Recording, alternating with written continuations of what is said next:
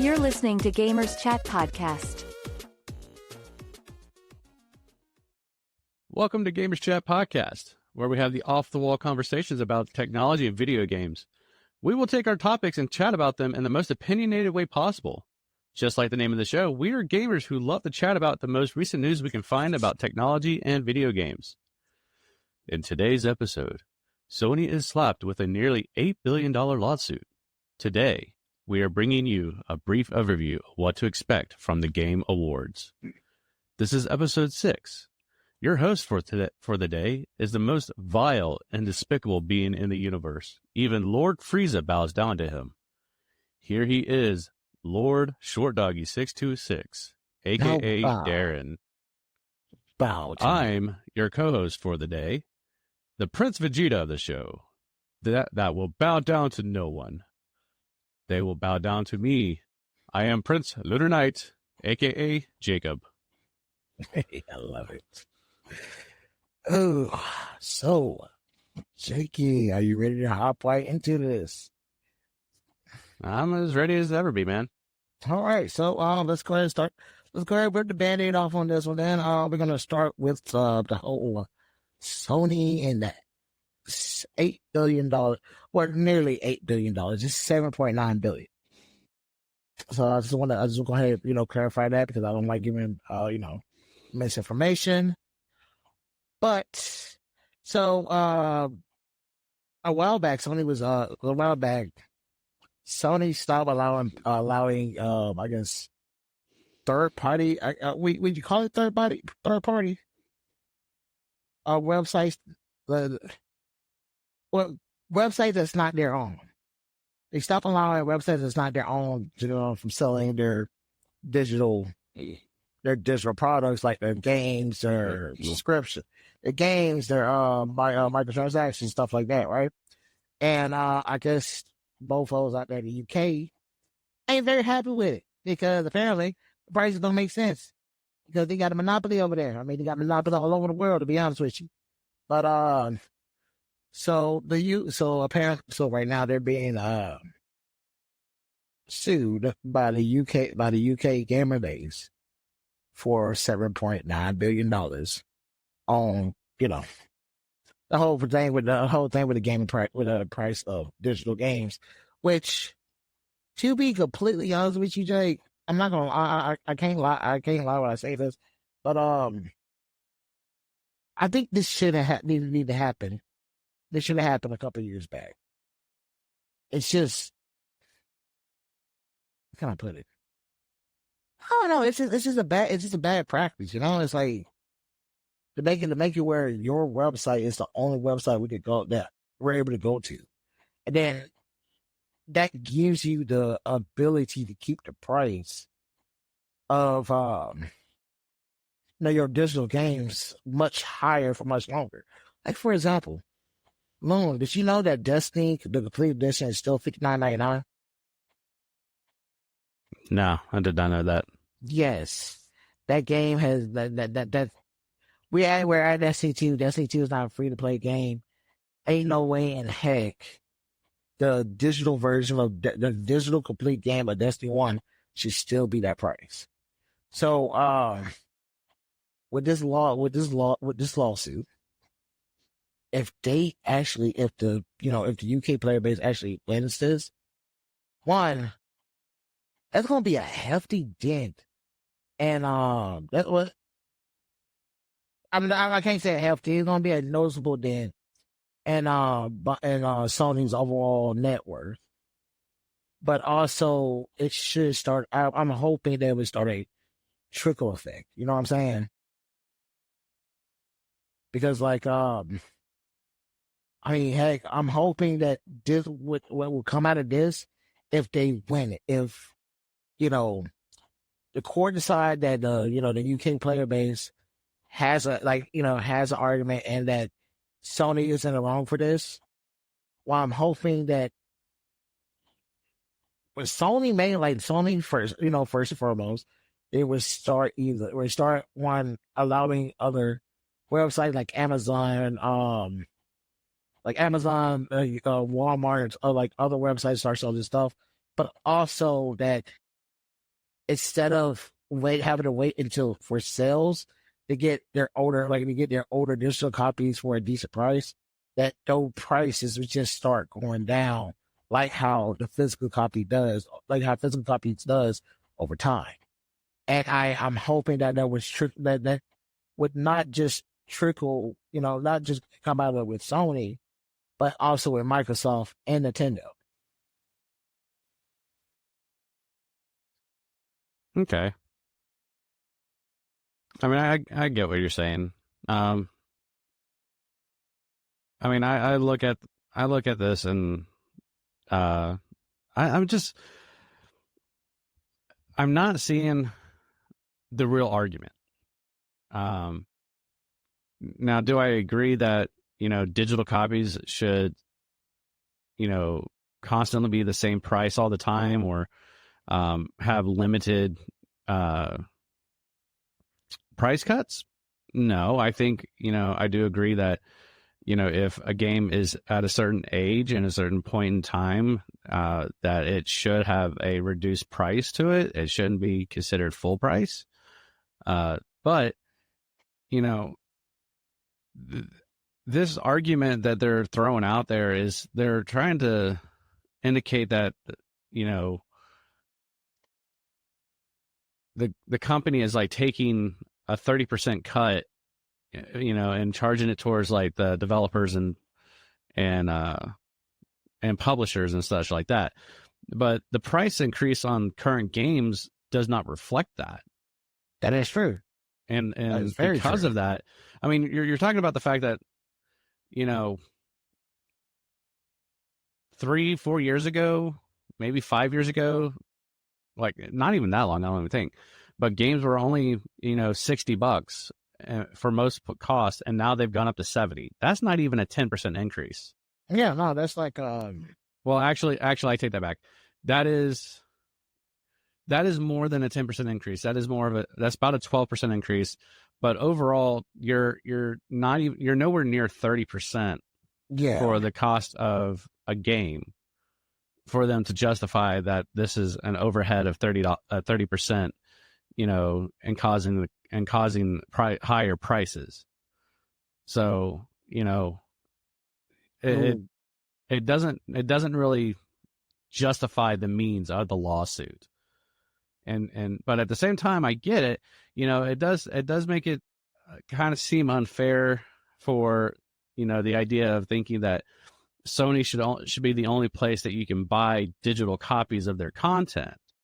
Because you're cutting out the middleman, such as like, GameStop and EA Games, wherever those places are still around, I think in the UK or something like that, or other facilities that you can go to and in store and purchase stuff. But at the same time, there are a lot of those third-party websites that aren't even associated with PlayStation that are trying to sell content, and it's not even their product to sell.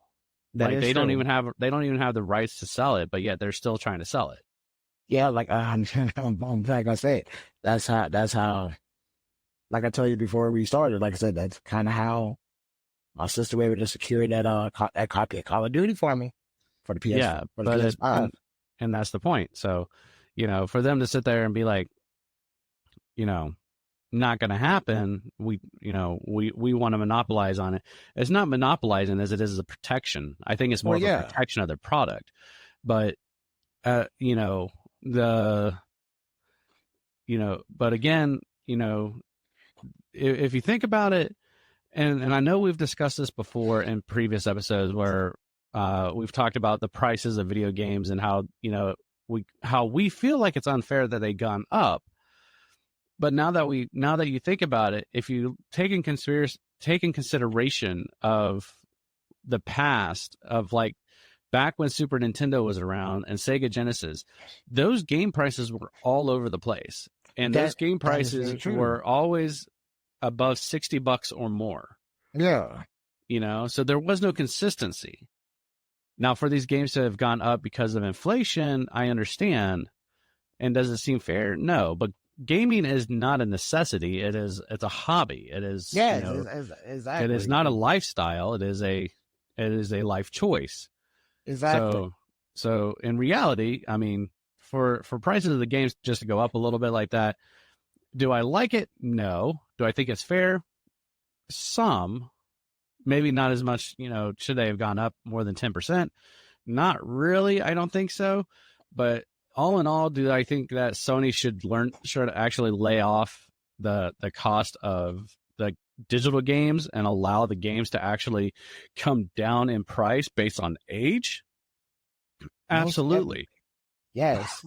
See, the sad part is, I read that article several times, and I did not see that part.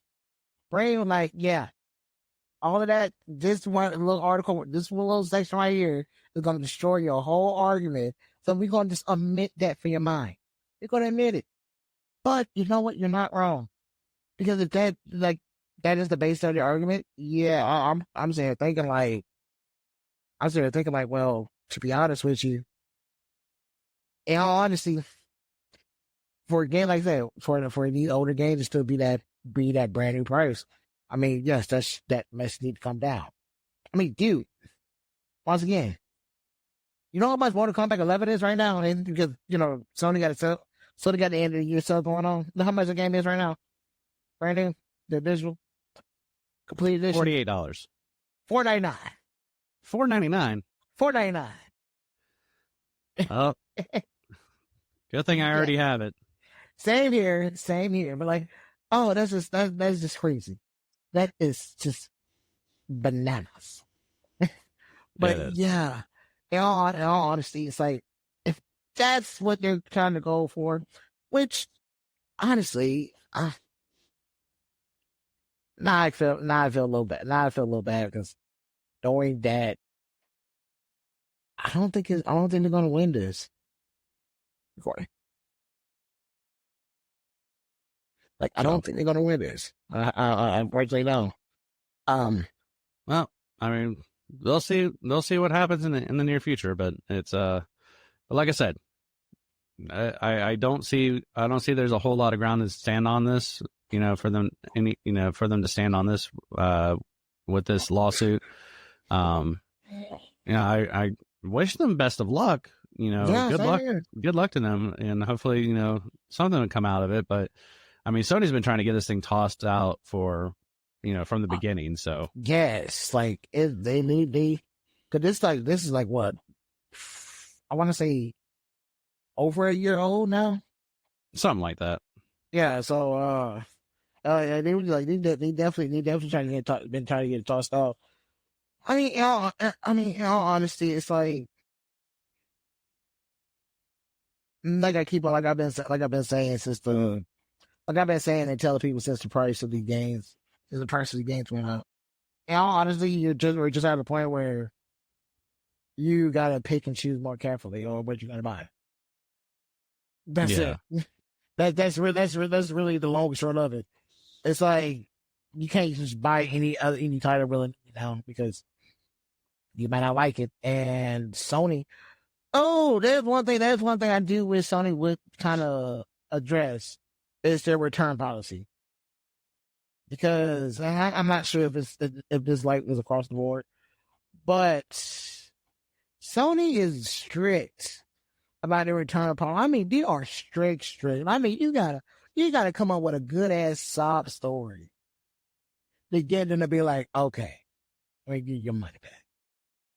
Like, honestly, like, oh, you bought Call of Duty, you don't like it.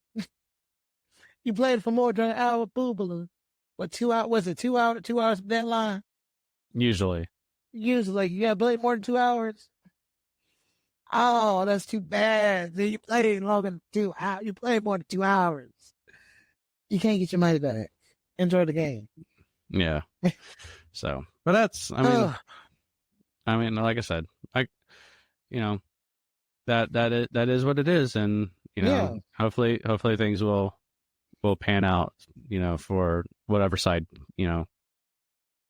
that comes out on top. So yeah, and hey, may the best man win. I guess in this case, may the best lawyer win. Mm-hmm. Alrighty. So, you want to move on to some more fun news? Yeah. We only have one other topic really to talk about, right? It is true. Like, honestly, hey, you know what? It's just funny how that is this week. But hey, when you put me in charge of something, you know how my brain goes. Hey, get on that tunnel. Let's just keep going and going and going. Alrighty. So let's talk about the Game Award. It's a Game Award again. Game Awards 2023. Hate the name. Hate it. Kind of got to come up with a better name. I don't know. But you know what? Let's go ahead and just kind of discuss about one. Well, the Game Awards are coming out December 7th, and they start at 7:30 p.m. Eastern Standard Time for a early kind of like early pre-show, and then they officially start at 8 p.m. For you to be able to watch them on certain streaming platforms and websites. So you will be able to, watch it on different areas and different places. Yep. And if you are interested, you can catch it on YouTube, Twitch, Facebook possibly, and even TikTok and Twitter. Yeah. Or X. Or those are more or less direct feeds and stuff on social media. But either way, the Gaming Awards start at 7:30 p.m. Eastern Standard Time, and you'll be able to catch them on streaming live on YouTube and Twitch. Yep. For now, also don't forget, you can also go to GameSpot. But let's be honest, we're gonna do that.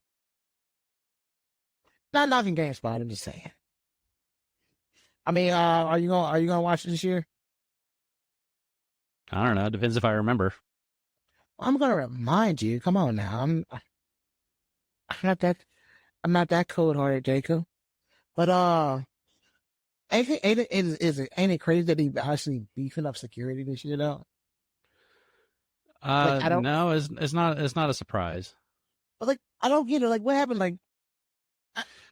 Well, did something happen? Well, yeah. According to this, back a couple years back at another gaming award that was hosted by Geoff Keighley. Yeah. Or Jeff Keighley. Is it Jeff? Yeah, I think it's Jeff. It's very weird though. Yeah. The at a couple of premieres there were a couple of stage crashers. Oh. And one year a stage crasher came up and made a random announcement on the stage, and then he got taken off the stage for what he did. And then another year at another event,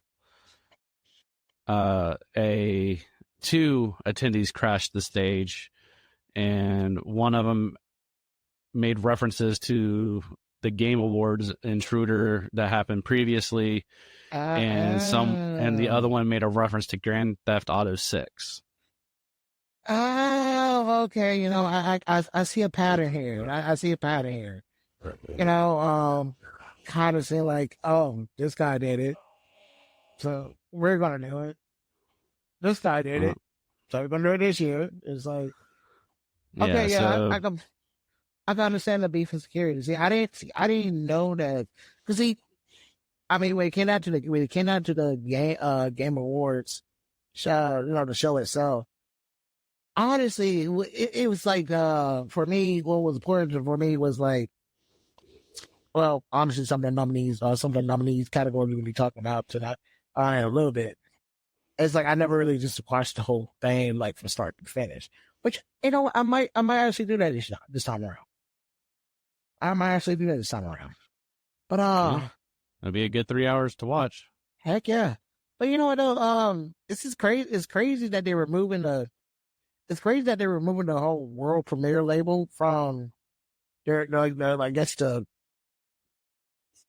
new trailers or something like that. Yeah, I mean, it's like,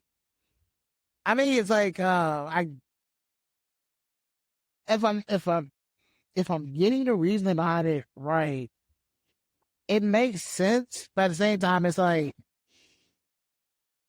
honestly, it kind of made me ask the question: why was that news? You know what I'm saying? Like the security part, yeah, but like removing that label, it's like, oh, okay, cool. You removing the label. It won't be world premiere anymore. It'll just be new trailer or whatever they may come up with. First time on Game Awards. Yeah, that sounds. I like that. Can you get behind that? No. Yeah. Well, I mean, that's the thing, though. I'm looking at this, and you know, he was making a point that he's kind of taking the idea of removing the world premiere concept out of it, because he's like, is it really a first look? Like, is it really being a first look? Because and is it really an announcement? Because if you think about it, how many times do people end up finding trailers and examples of a game being shown prior to these events? I mean, that is true. So what's the point of calling it a world premiere when people have already seen it ahead of time? That is true. See, and like at that point, that's when that's a prime. That's just goes to show that's a great, unfortunate result of people, of leakers, if you will, leaking things before it was ready. So yeah, I get that. I understand that. So it's that's just the unfortunate event of having the internet. Yes. Internet. A gift and a curse. Mainly a curse. But we're not going to call it that because we need to survive. Alrighty. So, Jacob, you ready? Are you ready to get down? Are you ready to start talking about the nominees and whatnot? Kind of have a little fun with it? Let's go ahead and knock it out. Alrighty. So, first thing first, we're going to do Game of the Year. And for Game of the Year this year, can't speak. The games up on the chopping block is Alan Wake 2, Baldur's Gate 3, Marvel Spider-Man 2, which amazing game. Resident Evil 4, Super Mario Bros. Wonder, and The Legend of Zelda, Tears of the Kingdom. I'm gonna let you go ahead and talk about how you give your take first, and I will follow up on who I think is gonna take home that gold. Oh, and she's such a sweet thing. Oh, letting an old lady have a chance to talk first. I'm a gentleman. That's how I was raised. To me, this would be a tough choice. But if I were to choose one right now, and give you my honest opinion, I've been going back and forth between these two titles.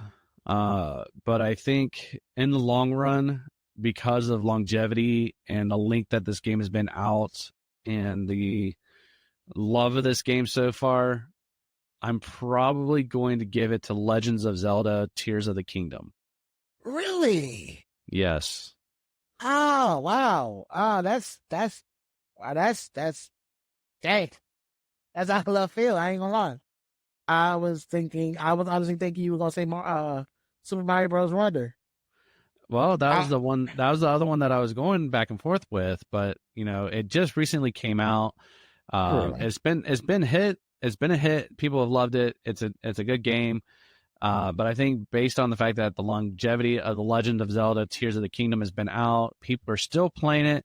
People are finding new things and new ways to build stuff and make new content out of it. Yeah. I think it's just a overall better game at this point.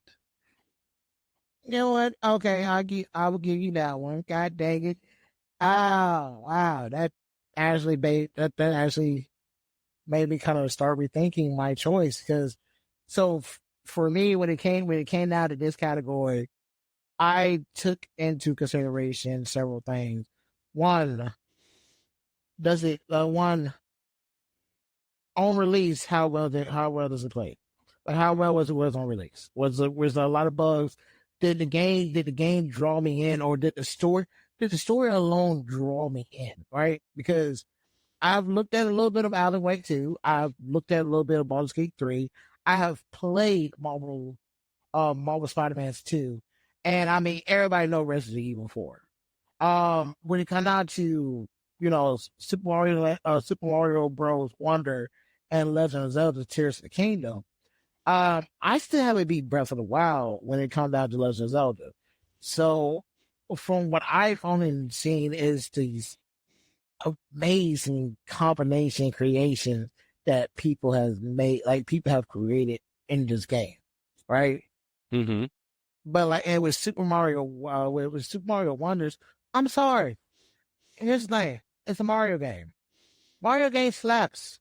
They slaps cheeks every single time. I cannot think of one Mario game that was not good or was not enjoyable or that people still didn't mess with to this day. Can you name one? Not off the top of my head.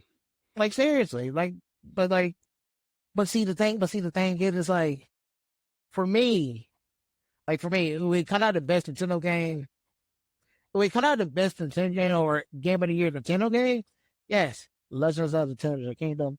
Everybody like this: Legend of Zelda Tears of the Kingdom, Super Mario Bros. Wonder, and Sonic Superstars. That's where that would be for me.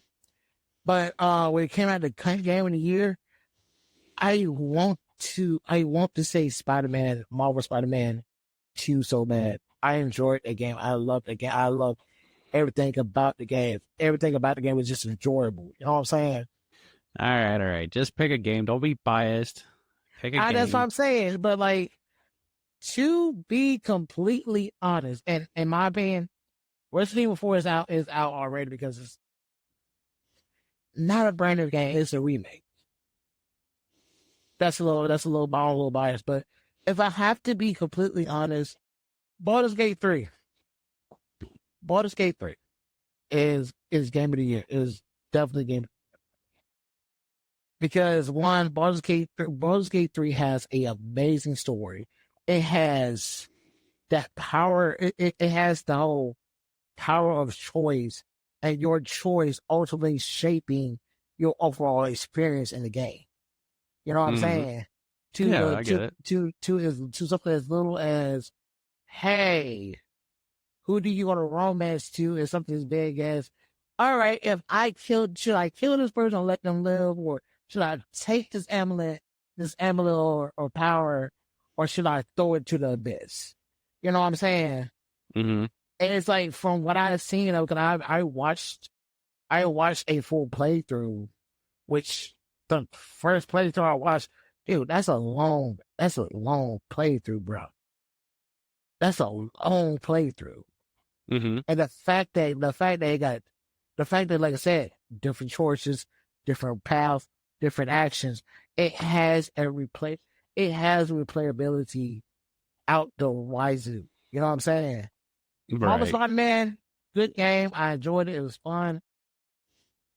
And even after you unlock and everything, after you got all the trophies and everything, it's fun to swing around. It's fun to be Spider-Man. But Baldur's Gate 3 just has that. It has it in the bag. I give it. Baldur's Gate 3, Game of the Year. All right, fair enough. Heck yeah. So, the next one up on the chopping block will be best performance. Best performance. So for best performance, we have Ben Starr. Help me out with this. Help me out with these names now, Jacob. You're not Good luck with that one. Is it Cameron? Cameron Monaghan. Cameron Monaghan. If y'all don't know who Cameron Monaghan is, trust it's the redheaded son. It's the redheaded son from Shameless. Just one of his much older thing. But if you watched what do you call that?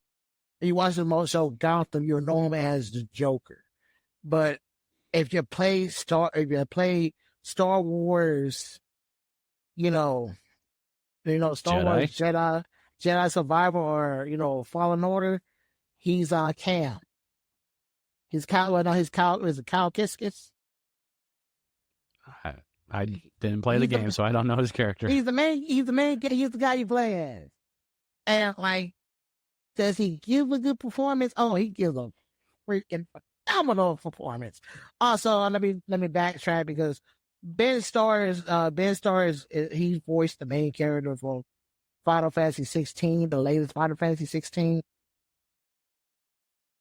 Game was all right. It wasn't amazing, but he does give an amazing performance.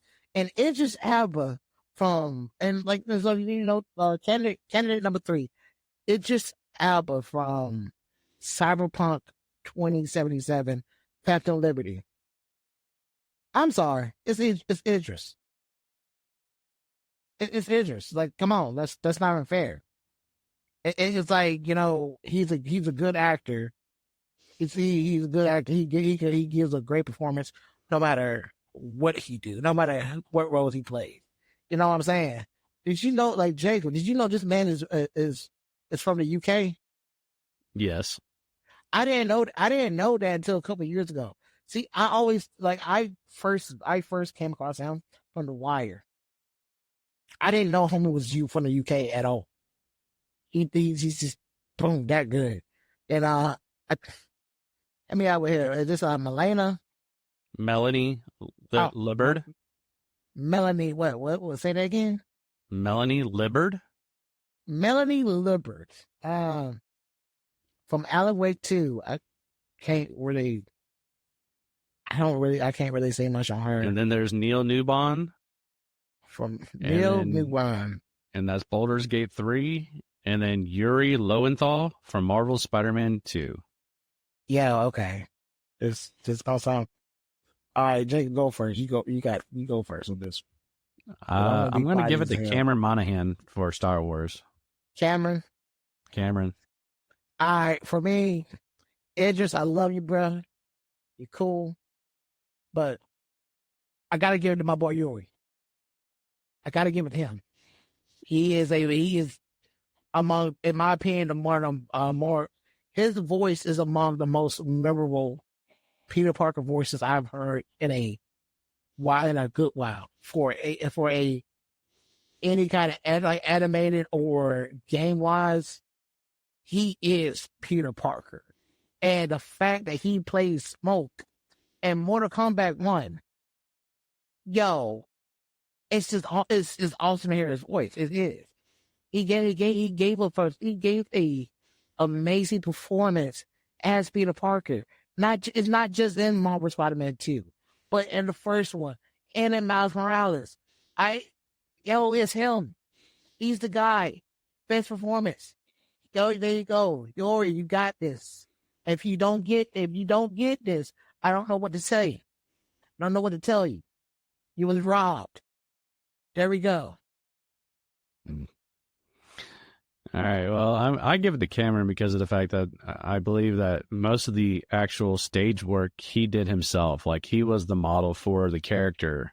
Oh yeah. For Star Wars Jedi, and not only did he voice it, but he also did a lot of the action. So. Oh my. So I think for an overall performance, I think that Cameron should have it. Just because of the fact that he did a lot of the stand-in characters for the digitization of the characters' movements and stuff like that. So dang it, man, not fair. Oh, okay.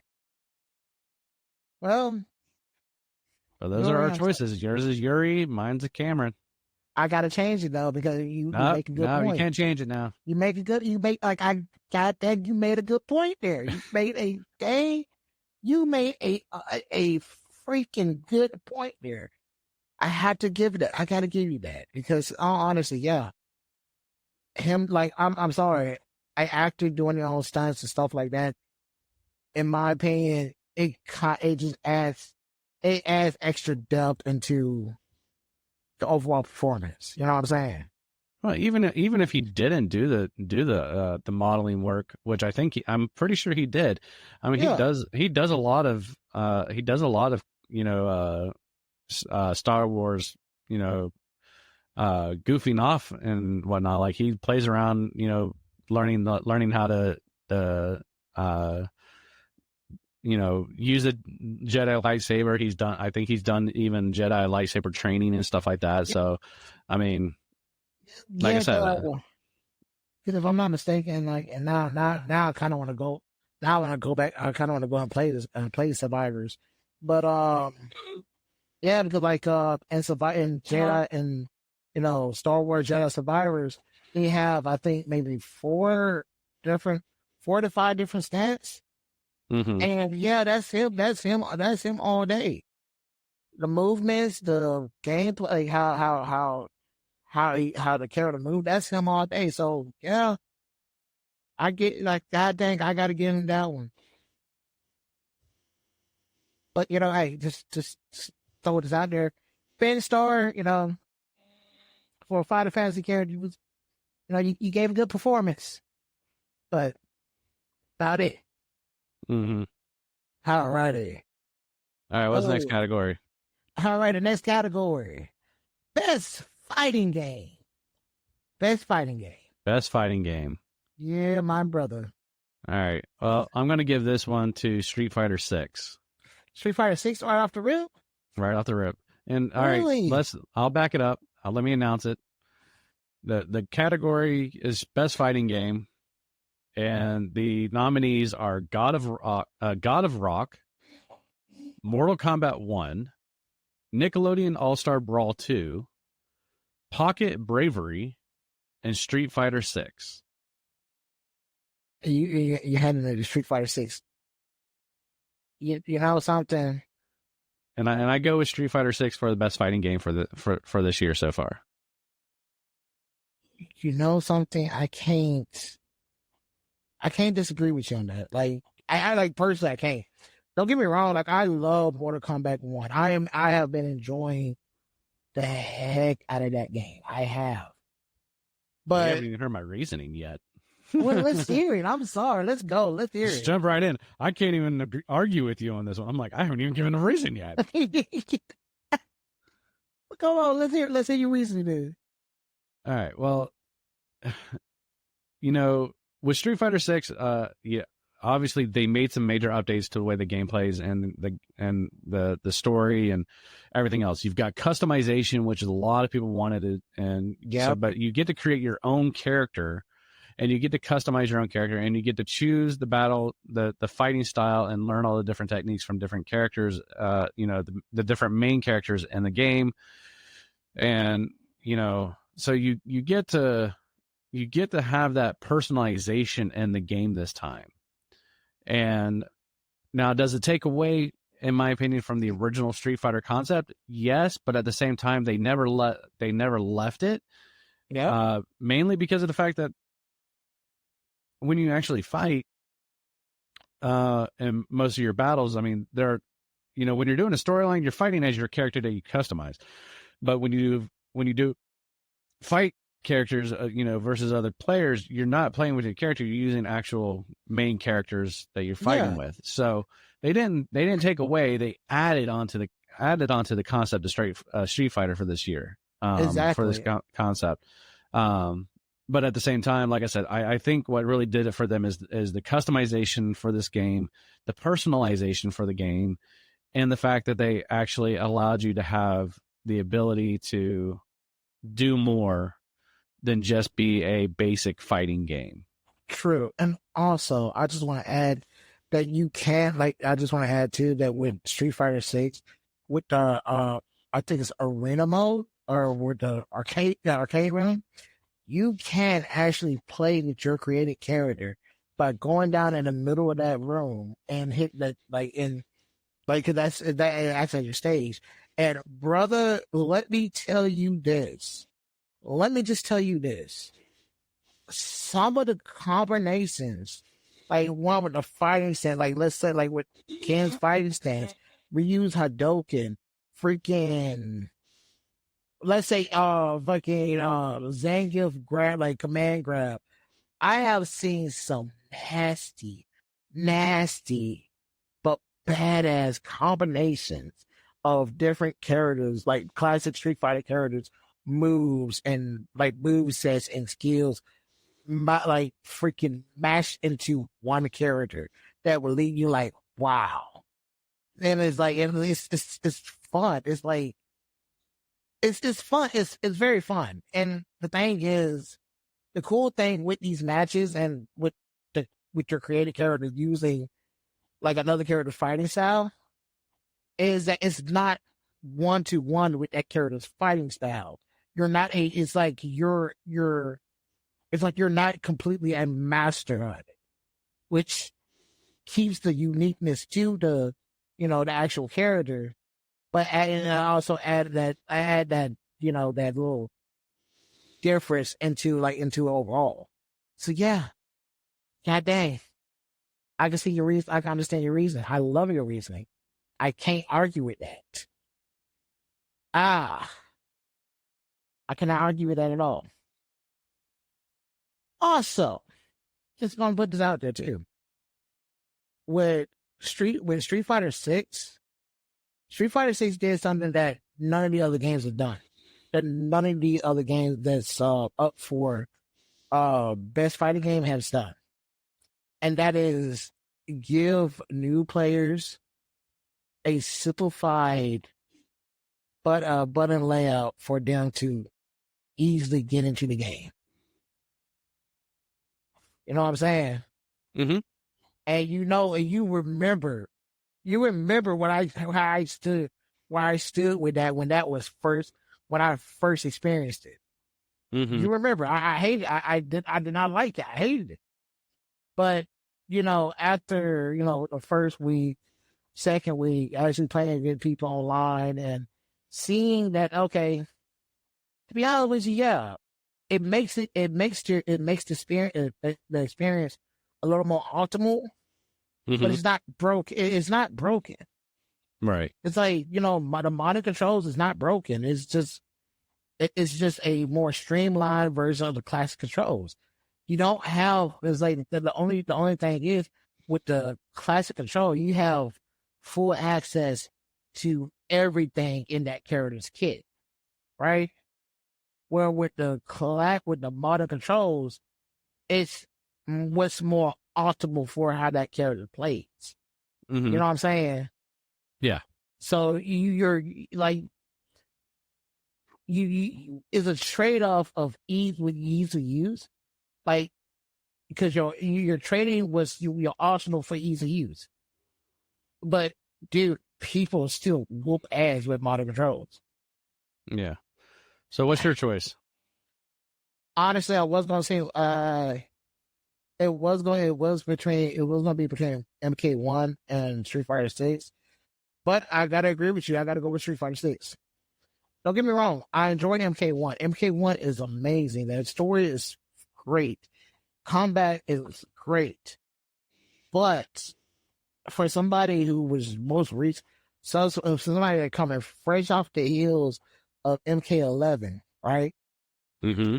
It's clear that they took some things out. They took some ways to defend yourself out. Like I told you the other day, when it come down to the final blows, right? From Injustice 2 to MK11, with the final blows or supers, right? They had this little system in place where if you press X at the right time, if you're the defender, if you're the one being hit with it, you can defend yourself or mitigate that damage a little bit. But if you're the attacker, you hit X at the right time, you would do a little extra damage. They kind of try to help you, kind of inch out that victory that you might need from that final blow. Mm-hmm. You know what I'm saying? But with MK1, they don't do that. And plus, MK1 is, in my opinion, MK1 is not hard to pick up. It's not hard to get into, but MK1 did not do what Street Fighter 6 did, and making it where new players and old players alike could come in and have a blast. So, yes, best fighting game goes to Street Fighter 6. All right, cool. People. All right, so what's the next topic, man? What's the next nomination? All right, the next nomination. All right, do you want to do the Hail Mary, which is best ongoing, or do you want to do best community support? It's your choice, man. All right. Well, let's see what time. How much time? Okay, we got time. We got shoot. Knock out both if we want to. All right, let's do best ongoing. Best ongoing. Best ongoing. All right. Alrighty. Best ongoing, awarded to the game for outstanding development of ongoing content that evolves the player experience over time. And your nominees are Apex Legends, Cyberpunk 2077, Final Fantasy 14, Fortnite, and Genshin Impact. Alrighty. Well, if I was to choose, this one has been a hard choice for me, but and you're not gonna like this one probably. Let's hear it. I am gonna be going with Fortnite. God, man, bro. Let's hear it. Well, I mean, overall, the game has been steady with his player base.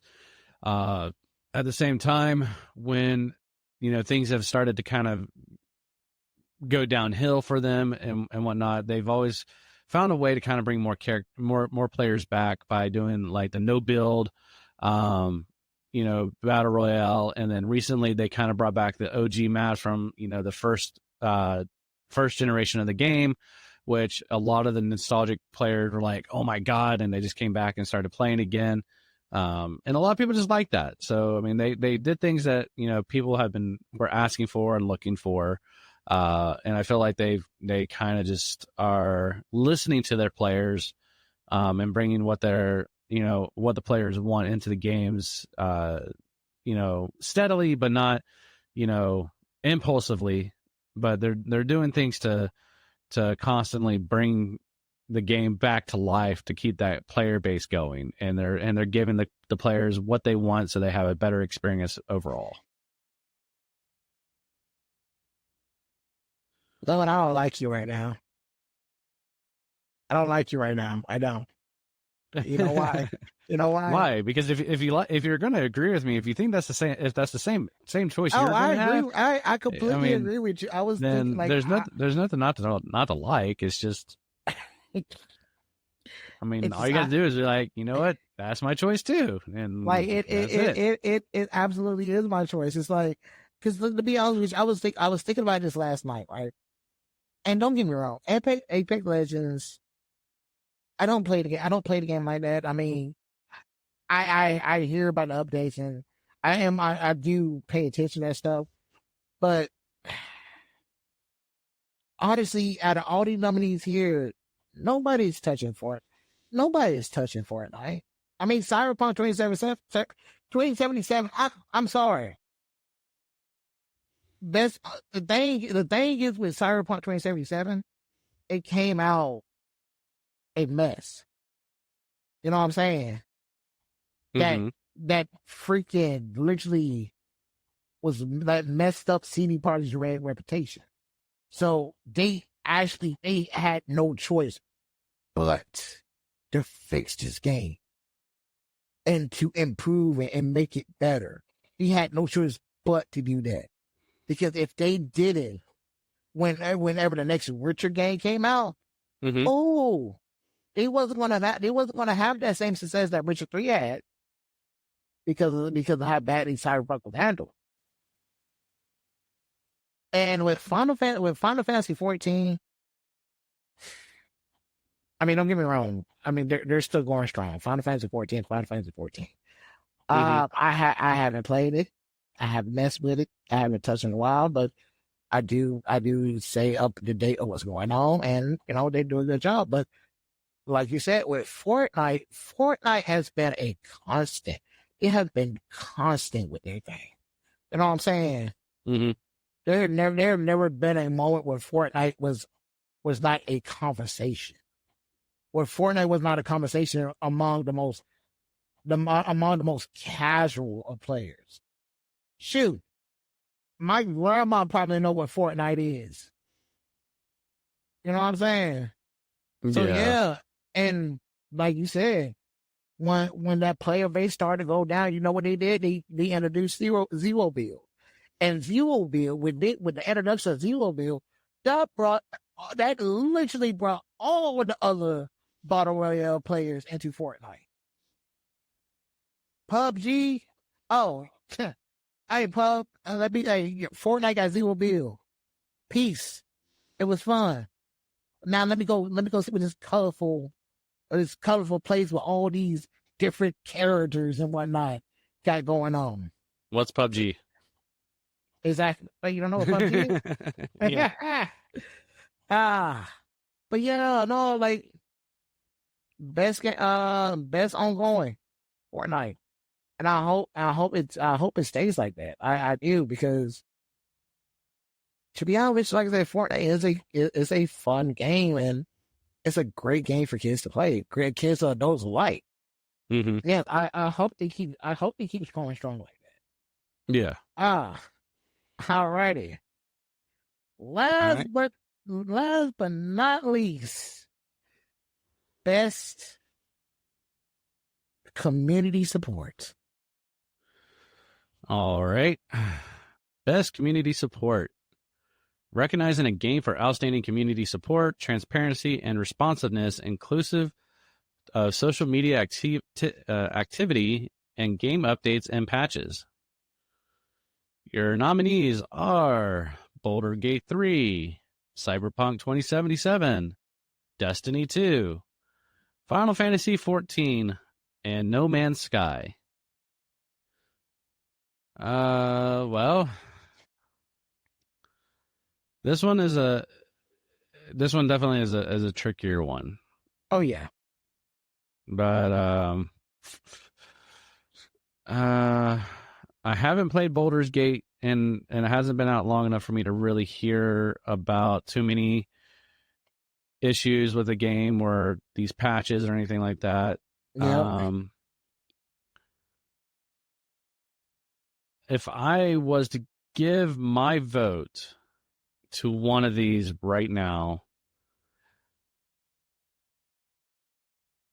I want to go Baldur's Gate 3 just because, I think it's a great game. Yeah. But not for that purpose of it being a best community support at this time. I would have to go with No Man's Sky. You know what?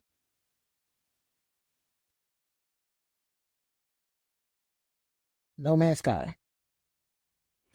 It was a trash of a game at the beginning. There were so many issues with it, but the game has made a huge comeback.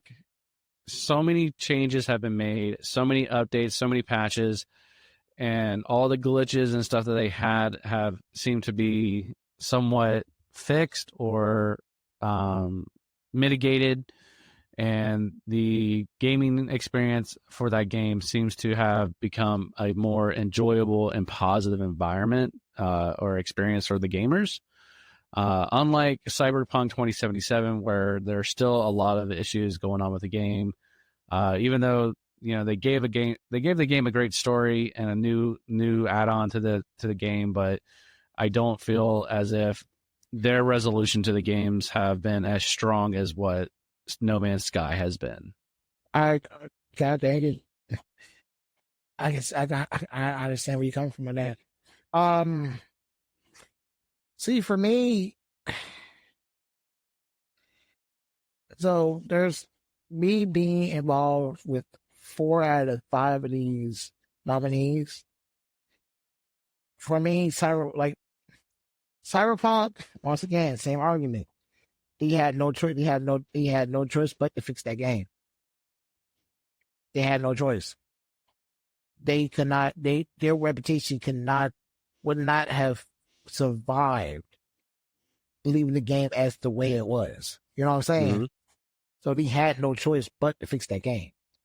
Final Fantasy 14 is, I mean, it's Final Fantasy 14. It is what it is. They're gonna have patches. They do a good job keeping the community happy. Mm-hmm. But it's like with Final Fantasy 14, the only time you can honestly say that he actually had to come correct or go home is when they completely scrapped the original Final Fantasy 14 and remade Final Fantasy 14 to what it is today. You know what I'm saying? Mm-hmm. So it ultimately falls to No Man's Sky or Destiny 2 with Bungie. But the problem with with Destiny 2 and Bungie right now is that Bungie is not going to win this category, period, because of what happened recently. It doesn't matter. It doesn't matter the fact that,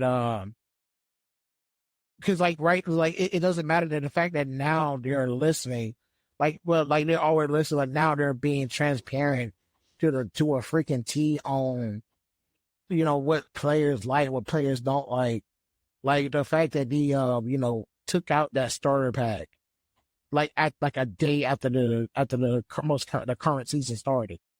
It's like all that doesn't matter right now because it's like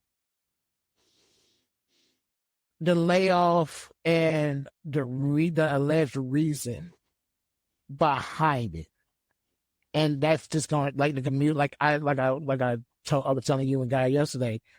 Right now, that community is literally on a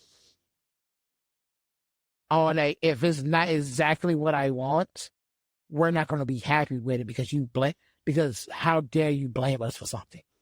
And Mm-hmm. no, and they're absolutely right. How dare you blame them for something? It's nobody's fault, but it is ultimately nobody's fault, but the people in charge when it comes down to the performance of a game. But like I said, I want to give it to Destiny. I want to give it to Bungie so bad, being that I'm a huge Destiny 2 fan. But if I have to go by how the community has been from the start of the game release to now, I had to go with No Man's Sky. I had to go with No Man's Sky because how community support handled that game after it came out that the mess it is, and how they continue to handle that game. Mm-hmm. Like you said, it's freaking amazing. It's freaking awesome. It's like, the thing is, my original vote was going to be Destiny. But right now, Bungie is doing damage control. And damage control is not doing damage control shows that you care about your community, but it also shows that you were lazy enough, or you were careless enough to allow yourself to have to get to the point where you got to do damage control. You know what I'm saying? Mm-hmm. So, No Man's Sky. All right. Hello Games. And that would do it for our nominees. The nominees that we're going to be talking about, because those are the only one that I personally gave a shit about. But, so, Jacob, how we look on time so far? I think we are at an end, man. God dang it, man! I really wanted you to give your opinion on the whole on your night tech section. But like I said, we're trying to keep it to a certain time. I guess constraint. So, okay, quick. Do you want to do a quick question? Trailer wise, what do you expect? I have no expectations. Dang! I have no expectations. Oh wow! The sad part is, same here. I mean, I've heard rumors of Monster Hunter World 2 being a thing, and I was gonna say GTA 6, but apparently they have confirmed that trailer is gonna come out on the 5th. So yeah. Oh, dang, I guess that's it. Hey. Oh. Huh. Jacob? Don't make me do this again. Oh, but it's so much fun. Yeah, I know it is. I bet it is. Well, if you want to go ahead and mosey people, go ahead and lead people on out with the outro. All right. Well, thank you for listening to Gamers Chat Podcast. We will be back with more random topics and news that we can find to chat about. You can find us on Twitter at GamersChat2023 and Instagram at GamersChatOfficial. I hope you guys enjoyed this episode and see you next time. Peace.